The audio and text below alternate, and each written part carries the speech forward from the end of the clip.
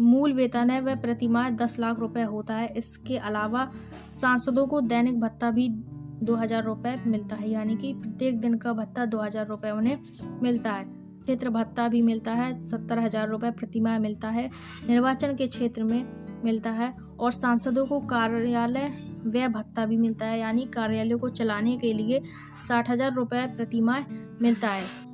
Hello friends, हमारे channel में आपका स्वागत है। जैसा कि हमने पिछले वीडियो में आपसे कहा था कि हम इस एम लक्ष्मीकांत की सीरीज को आगे कंटिन्यू करेंगे, तो आज के इस वीडियो में हम उसी के आगे पढ़ेंगे। तो चलिए हम वीडियो को शुरू करते हैं। आप सभी मेरे साथ वीडियो के एंड तक जरूर बने रहिए। तो पहले हम इम्पोर्टेंट पॉइंट्स के बारे में डिस्कस कर लेते हैं कि हमें किन किन टॉपिक को पढ़ना है। तो पहले हम डिस्कस करेंगे डिस्क्वालिफिकेशन के बारे में, नियोग्यताएं के बारे की संसद की सदस्यता के लिए हमें क्या क्वालिफिकेशन होना चाहिए, क्या डिस्क्वालिफिकेशन होना चाहिए। तो क्वालिफिकेशन हम पिछले वीडियो में पढ़ चुके हैं, तो आज के इस वीडियो में डिस्क्वालिफिकेशन पढ़ेंगे। डिफेंशन के बारे में जानेंगे, दल बदल के बारे में, ब्लैंक सीट के बारे में जानेंगे कि संसद के सदस्यों का स्थान किन किन आधारों पर रिक्त हो सकता है। ओथ के बारे में जानेंगे, शपथ कि संसद के सदस्यों को कौन शपथ दिलाता है, और बाद में हम देखेंगे सैलरी के बारे में, इन सभी का मासिक वेतन कितना होता है और इन्हें क्या क्या सुविधा मिलती है, कितनी सैलरी मिलती है। इसके बाद हम बात करेंगे लोकसभा स्पीकर के बारे में।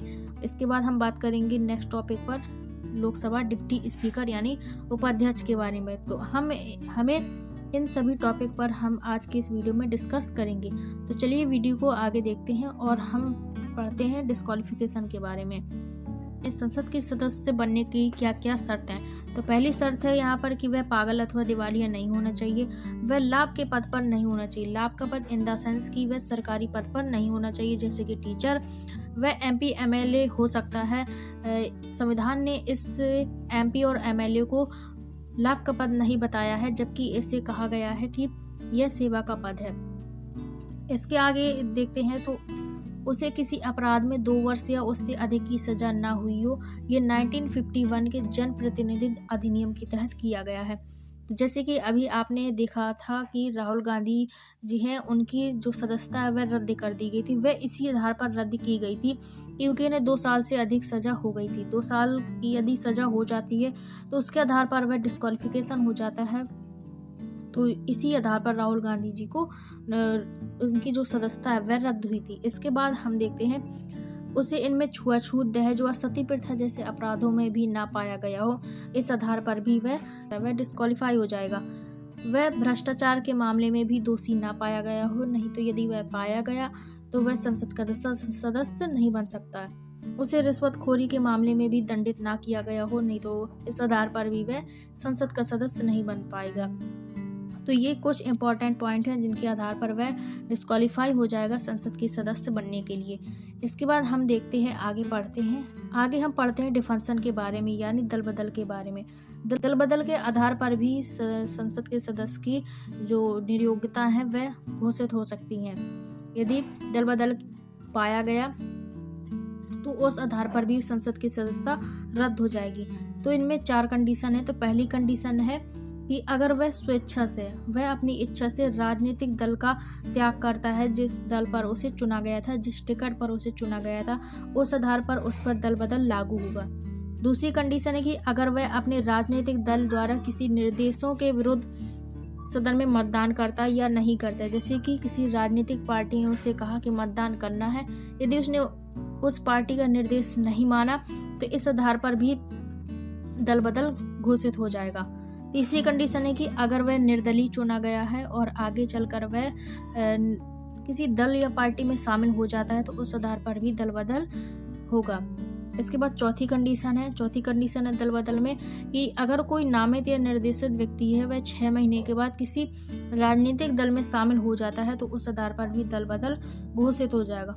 और यदि वह दल बदल घोषित हुआ तो उसकी संसद की जो सदस्यता है वह चली जाएगी, वह डिस्क्वालीफाई हो जाएगा। तो ये दल बदल की 4 कंडीशन थी जिनके आधार पर वह दल बदल हो सकता है। इसके बाद हम देखते हैं ब्लैंक सीट के बारे में। ब्लैंक सीट यानी स्थानों का रिक्त होना। यदि कोई कैंडिडेट्स है तो किन किन आधारों पर उसकी जो सीट है वह खाली हो सकती है, तो उसी के बारे में हम देखते हैं। तो यहाँ पर पहली कंडीशन है दोहरी सदस्यता। कोई भी व्यक्ति एक समय में संसद के दोनों सदनों का सदस्य नहीं हो सकता है। मतलब कि जैसे हमारे यहाँ लोकसभा और राज्यसभा है तो दोनों में वह किसी एक की सदस्यता ही लेगा, दोनों की सदस्यता नहीं लेगा, अन्यथा उसकी जो सीट है वह खाली हो जाएगी। इसके बाद पद त्याग, यदि उसने अपने सदस्यता से पद त्याग पत्र दे दिया, उसने त्याग पत्र दे दिया तो उस आधार पर भी उसकी सीट खाली हो जाएगी। तीसरी कंडीशन है अनुपस्थिति, यदि वह कोई सदस्य है वह सदन की अनुमति के बिना 60 दिन की अवधि से अधिक समय के लिए सभी बैठकों में अनुपस्थित रहा तो उस आधार पर भी उसकी सीट रिक्त हो जाएगी। जैसे कि हमारे साथ होता है, जिसे हम कॉलेज में पढ़ते हैं तो वहाँ पर ऐसा नियम होता है कि आपको 75% जो प्रेजेंटी है वह देनी होगी, और एक नियम होता है कि यदि आप 3 दिन लगातार कॉलेज नहीं आते हो तो उसके आधार पर आपका नाम कट सकता है। तो इसी आधार पर जो संसद की कंडीशन है उसमें यदि 60 दिन से अधिक आप किसी बैठक में अनुपस्थित रहते हैं तो उस आधार पर आपकी सीट रिक्त हो जाएगी।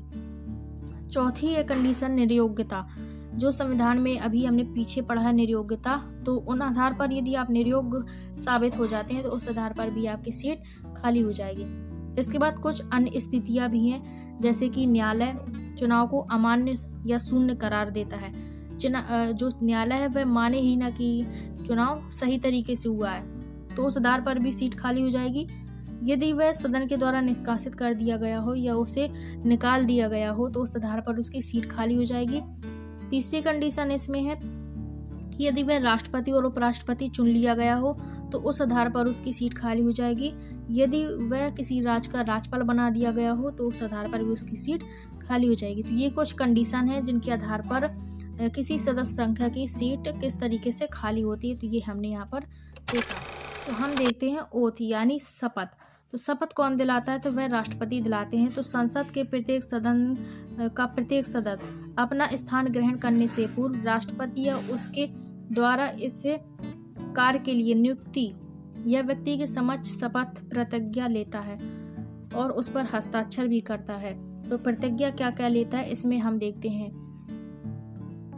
वह प्रतिज्ञा लेता है कि भारत के संविधान में सच्ची श्रद्धा और निष्ठा रखूंगा, पहली प्रतिज्ञा लेता है। इसके बाद वह लेता है कि भारत के प्रभुता व अखंडता को अक्षुण्ण रखूंगा।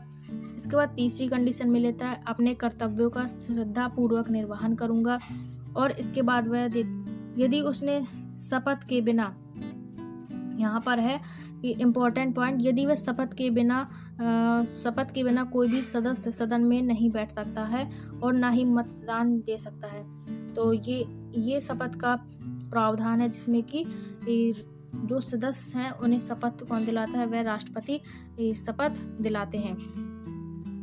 और यदि उन्होंने शपथ नहीं लिए तो वह सदन में नहीं बैठ सकता और ना ही मतदान कर सकता है।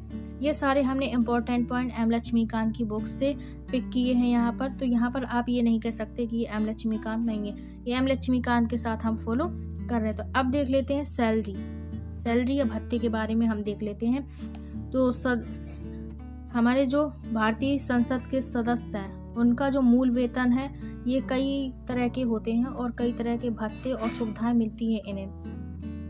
पहला है यहाँ पर सांसदों का जो मूल वेतन है वह 10 लाख रुपए प्रतिमाह होता है।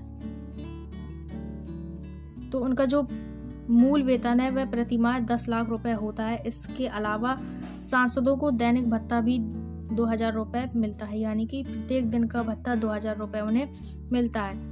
सांसदों को निर्वाचन क्षेत्र भत्ता भी मिलता है, 70,000 रुपए प्रतिमाह मिलता है, निर्वाचन के क्षेत्र में मिलता है। और सांसदों को कार्यालय व्यय भत्ता भी मिलता है, यानी कार्यालय को चलाने के लिए 60,000 रुपए प्रतिमाह मिलता है।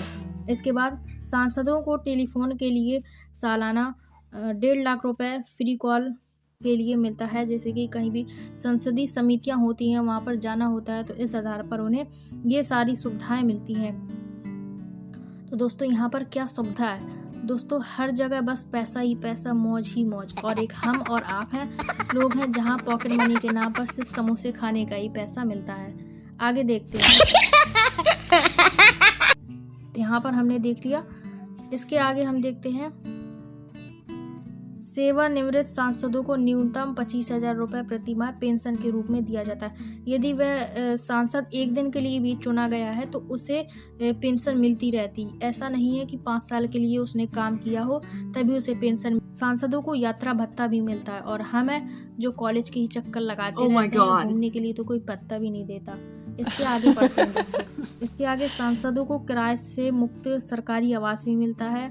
सांसदों को बिजली और पानी की सुविधा में भी मिलती है। तो ये सारी सुविधाएं हैं जो विशेषाधिकार हैं, सुविधाएं हैं जो इन सांसदों को मिलती हैं और इसी के कारण आजकल जिसे देखो वही MP और MLA भी बन रहा है।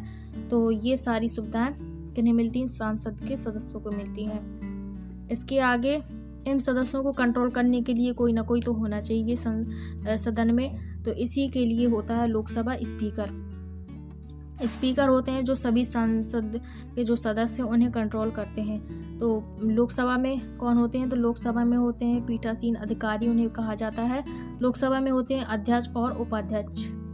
वहीं राज्यसभा की बात करें तो राज्यसभा में होते हैं सभापति और उपसभापति। तो स्पीकर और डिप्टी स्पीकर तो ये होते हैं राज्यसभा और लोकसभा में। लोकसभा में अध्यक्ष उपाध्यक्ष, राज्यसभा में सभापति और उपसभापति। और एक बात और इम्पोर्टेंट है कि जो राज्यसभा का सभापति होता है वही उपराष्ट्रपति भी होता है, ये आपको याद रखना है। तो इस टाइम में है, इस टाइम में अभी जो लोकसभा के अध्यक्ष हैं वह कौन है? वह ओम बिरला हैं, ये आपको याद रखना है। अभी जो अध्यक्ष हैं वह ओम बिरला हैं, ओम बिरला हैं। और जो राज्यसभा के जो सभापति हैं वह जगदीप धनखड़ हैं। तो जगदीप धनखड़ वह उपराष्ट्रपति भी होते हैं। इसके बाद आगे हम देखते हैं तो लोकसभा स्पीकर का निर्वाचन और पदविधि के बारे में देखते हैं। पहली बैठक के पश्चात उपस्थित सदस्यों के बीच से अध्यक्ष का चुनाव किया जाता है और ये 5 ईयर्स के लिए होता है। इनका जो कार्यकाल है 5 ईयर्स के लिए होता है। इम्पोर्टेंट बात यहाँ पर यह है कि जब लोकसभा विघटित होती है तो अध्यक्ष अपना पद नहीं छोड़ता है, वह नई लोकसभा की बैठक तक वह पद धारण करता है। अध्यक्ष लोकसभा व उसके प्रतिनिधियों का मुखिया होता है और अध्यक्ष लोकसभा का संचालन करता है। ये उसकी जो निर्वाचन है और पदविधि है इनके बारे में हमने देखा। इसके बाद नेक्स्ट देखते हैं, अगला है अध्यक्ष की शक्तियां व कर्तव्य। कौन कौन सी शक्तियां हैं और कौन कौन से कर्तव्य इसके बारे में देखते हैं। जो स्पीकर है वह सदन की कार्यवाही का संचालन करता है। स्पीकर है वह निर्णायक मत देता है। स्पीकर अपने राजनीतिक दल की किसी भी गतिविधि में भाग नहीं लेता है। जिस पार्टी का सदस्य होता है उस पार्टी की गतिविधियों में भाग नहीं लेता है। जो स्पीकर है वह संयुक्त बैठक की अध्यक्षता करता है, ज्वाइंट सेशन की। जब राष्ट्रपति ज्वाइंट सेशन बुलाते हैं तो इसकी अध्यक्षता जो है स्पीकर करता है। स्पीकर यह निर्धारित करता है कि कौन सा विधेयक धन विधेयक है या नहीं। स्पीकर सभी सदस्यों के समितियों के सभापति नियुक्त करता है। इसके आगे हम ब्रिटेन में देखें तो ब्रिटेन में जो अध्यक्ष की जो आवश्यक है वह आवश्यक रूप से किसी दल का सदस्य नहीं होता। हमारे यहाँ जो अध्यक्ष है वह अभी बीजेपी पार्टी का सदस्य है, जो ओम बिरला जी हैं वह बीजेपी पार्टी से बिलोंग करते हैं। और यहाँ पर जो ब्रिटेन में वह दल का सदस्य नहीं होता है जो स्पीकर होता है। ऐसी परंपरा है वहाँ पर ब्रिटेन में। अध्यक्ष को अपने दल से त्यागपत्र देना पड़ता है और भारत में ऐसा नहीं है। तो ब्रिटेन में अध्यक्ष यदि वह किसी पार्टी का नेता भी है तो उस पार्टी से उसे त्यागपत्र देना होता है। तो ये यहाँ पर हमने ब्रिटेन को कंपेयर भी कर लिया। इसके बाद देखते हैं तो इसके आगे वीडियो में हम बात करेंगे, अगले जो हमारा नेक्स्ट वीडियो आएगा वहाँ पर हम देखेंगे डिप्टी स्पीकर के बारे में, उपसभापति के बारे में और आगे के नेक्स्ट टॉपिक को पढ़ेंगे जिसमें कि हम लोकसभा के उपाध्यक्ष, राज्यसभा के सभापति और राज्यसभा के उपसभापति के बारे में पढ़ेंगे। क्या पढ़ा जिससे कि एक बार रिवाइज हो जाए। तो हमने यहाँ पर डिस्क्वालिफिकेशन के बारे में देखा, संसद की सदस्यता, इसके बाद डिफंक्शन के बारे में देखा, दल बदल के बारे में, ब्लैंक सीट के बारे में देखा और शपथ के बारे में देखा। इसके बाद वेतन के बारे में देखा हमने। दल बदल के बाद ब्लैंक शीट के बाद हमने ओथ के बारे में देखा, शपथ। इसके बाद हमने उनके जो कर्तव्य है वो किस तरीके से शपथ लेते हैं इसके बारे में देखा, उनके वेतन भत्ते को देखा और उनमें जो विशेषाधिकार जो उन्हें मिलता है ये देखा। इसके बाद हमने लोकसभा स्पीकर के बारे में देखा, उनसे रिलेटेड सारी बातें जानी। तो ये आपके लिए बहुत ही इम्पोर्टेंट पॉइंट हो सकता है। आप इससे स्क्रीनशॉट लेकर अपनी आप कॉपी में भी नोट्स कर सकते हैं। तो thanks for watching the video. और यहाँ पर मुझे बहुत खुशी है कि आपने सभी को मेरा वीडियो यह पसंद आया। तो और यदि आपको इसकी PDF चाहिए तो आप मेरा टेलीग्राम चैनल है उसे आप ज्वाइन कर सकते हैं, मैं वीडियो के डिस्क्रिप्शन में डाल दूंगी, तो वहाँ से आप ज्वाइन करिए।